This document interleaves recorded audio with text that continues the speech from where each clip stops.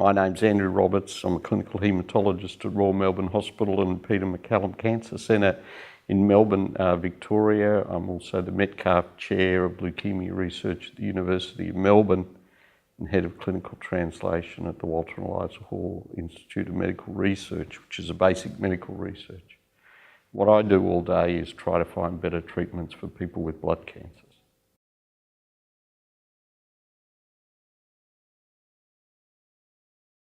Clinical trials are great medicine. So for many patients, the best treatment you can get is on a clinical trial. That's not true for everyone. Sometimes clinical trials aren't the best treatment or the best care for an individual person, but often they are, particularly when our current treatments aren't doing nearly as well as either the person with the blood cancer or their treating doctor would like. Sadly, that's often the case after our first or second choices of treatment have stopped working. I think they're wonderful opportunities for people to think about a clinical trial.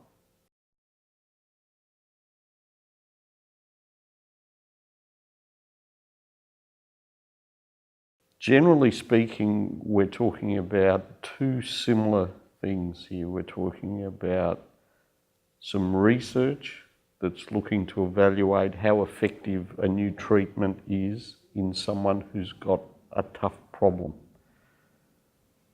We automatically think the trials are run by the companies that make the new drug that they're trying to get on the market, but that isn't always the case. Sometimes the trials are fully designed and run by doctors working together either in a collaborative trial group, such as the Australasian Leukaemia Lymphoma group here in Australia and New Zealand, and sometimes through groups of doctors working in partnership with a hospital or hospitals. Both trials run by drug companies and trials run and led by clinicians are good medicine. They're high quality clinical trials. They're all ethically approved.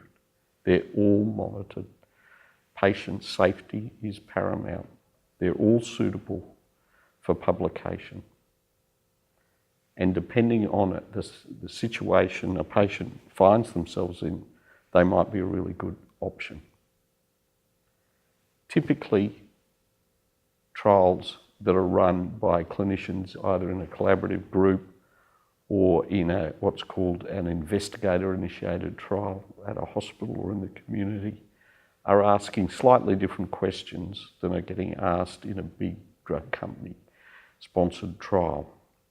Drug company-sponsored trials are typically looking to work out a big place for their drug in the marketplace. They're looking to have a big positive impact for people with this type of leukemia or that type of lymphoma or maybe myeloma or maybe a relatively uncommon form of blood cancer. It's rare for a drug company trial to be really looking at rare cancers with a drug, or to be looking whether two drugs that are about the same are equal or better to each other.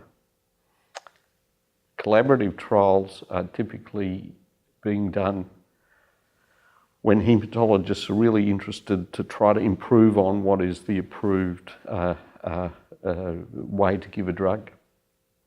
They might ask some questions that can't be asked by an individual drug company. Investigator-initiated clinical trials are typically smaller, often earlier in the drug development process, so maybe phase 1 or phase 2. They're not often big randomised studies. And they're usually being done to try to ask some tough questions in a small group of patients who aren't having their needs met by the big drug company trials or by the collaborative group trials. So clinician-led clinical trials really have an important role in rounding out the portfolio of trials that might be available for someone with a blood cancer. I do want to emphasise that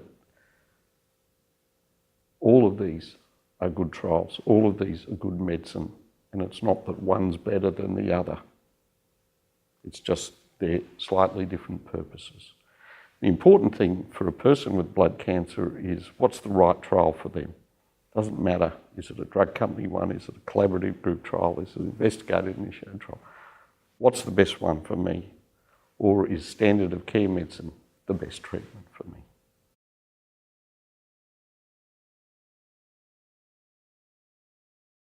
How do you get onto a trial? It's a good question. First question really is, do I need to be thinking about a trial?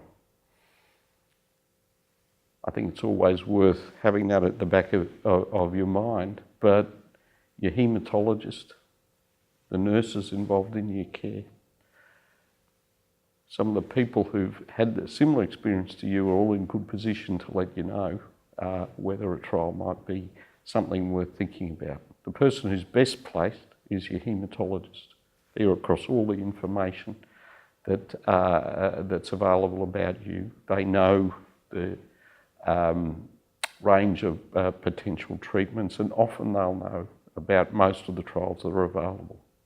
Sometimes they won't know about them all, and increasingly haematologists will talk amongst each others, use special applications, websites, etc. You can do your own research too. You can get on the web. There are clinical trial sites that register clinical trials. You can't find the right trial for you by doing that, though. You might find some ideas. You really need to discuss that with your doctor and the nurses looking after you.